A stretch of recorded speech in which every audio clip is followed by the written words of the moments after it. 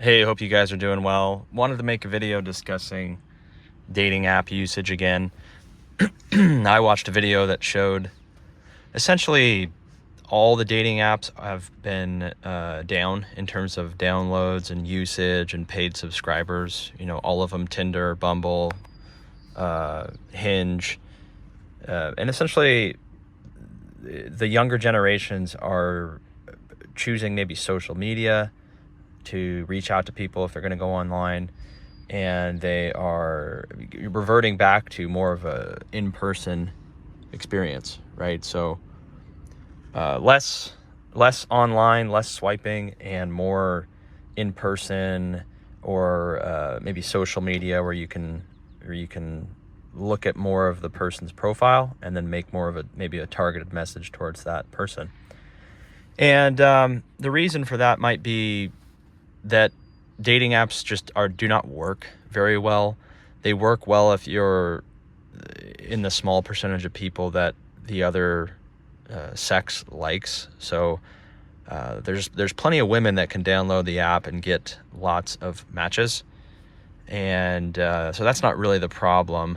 The problem is most of the paying subscribers, if not probably all of them, are men. And it's like a pay-to-play type system. So if you're a guy and you go on the app and you just create your profile, you might have a little bit of matching in the beginning, but it usually goes away and you get kind of put back in the bottom of the algorithm unless you are paying for it. And even if you are paying for it, you're gonna get not a lot of real interactions out of it, because again, the women have the swiping statistics are just absolutely crazy. I think I said men swipe on, in a previous video I said like men swipe on over 50% of women, and women swipe on I think less than like 5% of men. So women know when they're using these apps that they can be incredibly selective and incredibly picky, because there are a lot of desperate guys that go on the app, and there's a lot of guys that are even willing to pay for these premium features. And I think a lot of men did that years ago, but it's declining, because unless you're just a top, very good looking, tall, attractive guy, you're probably not going to have a lot of success, even if you pay for things, right? So your profile might be seen by more women, but again, it's very superficial, the dating app. So if you don't look like what most women are looking for, and I mean that by saying if you're tall, attractive, good looking, have a good profile, you're just not going to have any success. You guys let me know if I'm wrong about that, but I would say just in general, that's kind of how it goes. Unless you have a really good profile and you look a certain way as a guy, you're gonna have a limited amount. You're gonna have a limited amount of matches, and you're gonna have a limited amount of interactions in real life. So that's kind of the reason. Men are the main consumers of the dating apps, right? They're the main ones going on there. They're looking for interactions or hookups with women, and they're willing to pay for it. But I think a lot of men have realized that paying for the service doesn't necessarily mean you're going to get results. And that's if men aren't having good experiences, they're going to stop paying for it. And the companies rely on men to pay for it, because obviously it's similar to like if you go to a club, like a nightclub, and I thought this was interesting when I was younger. I didn't understand why women were allowed to get in free.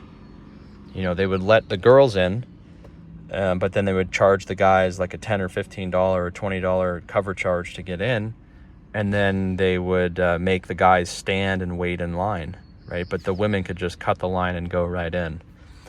And I figured it out later, right? Because they need to have a good ratio of guys to girls. If there's too many guys in there and not enough girls, then the whole thing will the guys won't want to go in, right? Because they know there's no girls in there. But if there are a good amount of women in there, then the guys are willing to wait in line, they're willing to pay the cover charge, and they're willing to go in and spend money, buy drinks, reserve a table, buy food, buy appetizers, whatever, right? And spend money. And that's similar to the dating world. If there's not enough real women in these systems, then the guys are gonna realize that, and they're gonna stop participating. So it's good to see, actually, that, you know, I don't think social media is really a great way to do it, but it's probably better than the dating apps if you want to try to reach out to someone or make an interaction. And it seems the younger generation, though, which is, like I said, good, that they are reverting back to saying, hey, all this stuff online or all these dating apps, it's not going to work as well as if I just, you know, if I see someone in person, I'll go up and make a real interaction with this person. I'll ask them a question, I'll introduce myself, I'll, you know, maybe give them a compliment or something, and that's going to go miles farther than downloading a dating app and paying for like a premium or a gold or stars or whatever the hell they're trying to sell you on their service. So that was my experience, at least. I know probably most guys didn't have a great experience with using those apps ever. And I haven't even had one of those apps for probably 6-7 years. But, you know, you would run out of likes before you ever got a match. And then if you did match with someone, it was like a bot, or it was a fake profile, or it was someone that was incredibly, you know, just overweight or had multiple kids and was saying, you know, where are all the good men? I'm ready to settle down. They already had 2 or 3 kids or whatever. So again, I don't have anything against it. I was literally just swiping yes on every single person because I was curious to know, like, when am I ever going to get a match? And, you know, you could go weeks without getting a match because you'd just run out of likes. And I think that's the experience for probably 80% of guys, right? Because let's face it, when you're on the app, both men and, you know, men are just going to swipe yes on a lot of people because they're just looking for an interaction. But the women are going to be, as I said earlier, very selective, and that's why their yes percentage is a lot lower. It's like 5% or less, because they know they can be selective. They know that a high percentage of the guys that they swipe yes on are probably also going to swipe yes on them. So you guys let me know what you think on that. I think it's a good thing that those apps are kind of dying out, because they really don't provide a good experience for either party. I think kind of what women got out of it is just getting like a rush, or feeling like they get a high from having a lot of guys that they match with. But a lot of women, they download those apps and they use them, and they're not really looking for anything, right? They're not looking necessarily to even meet you. They're just looking to get showered with compliments, and, you know, maybe occasionally they'll go on a date because it's a free dinner.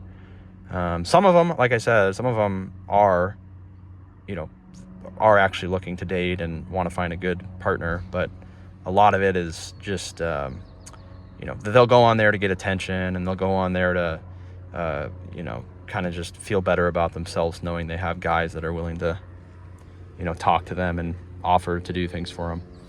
That was my kind of takeaway from it, at least after using the app. I know if you're a really good looking guy, then I'm sure you could, you know, kind of have your way.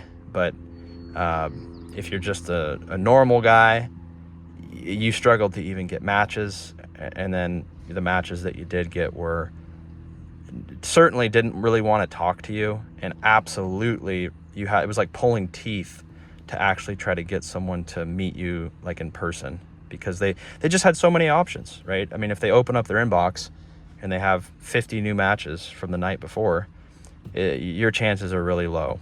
So you guys let me know what you think. I think it's just an interesting topic to discuss, and you can subscribe for more if you want. We'll see you on the next one. Take care.